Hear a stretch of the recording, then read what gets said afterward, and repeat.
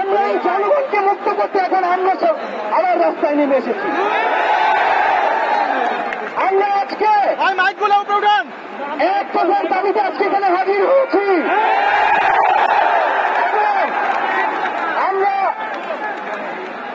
জীবনের নিরাপত্তা, বাংলাদেশের মানুষের জীবনের নিরাপত্তা, সমাজের ন্যায় বিচার প্রতিষ্ঠার জন্য আমরা এক দফার সিদ্ধান্তে উপনীত হয়েছি।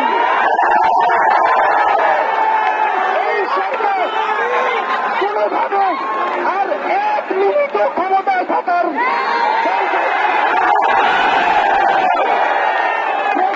বলেছে গণভবনের দরজা খোলা আছে।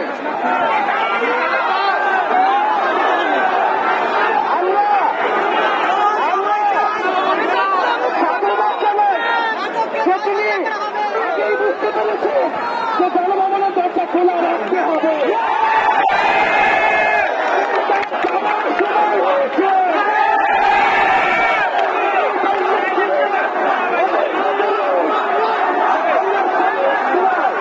আমরা আপনাকে উৎখাত করার জন্য আসবো।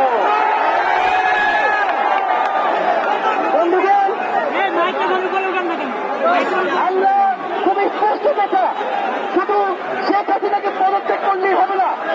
এই যে খুন, লুটপাট, দুর্নীতি এই দেশে হয়েছে তার বিচার হতে হবে। আমরা পদত্যাগ দিয়ে তাকে কোনো এক্সিট রুট দিতে চাই না। তাকে পদত্যাগ করতে হবে, বিচারের আওতায় আনতে হবে। এবং শুধু শেখ হাসিনা নয়, পুরো মন্ত্রী পরিষদ, সরকার সবাইকে পদত্যাগ করতে হবে।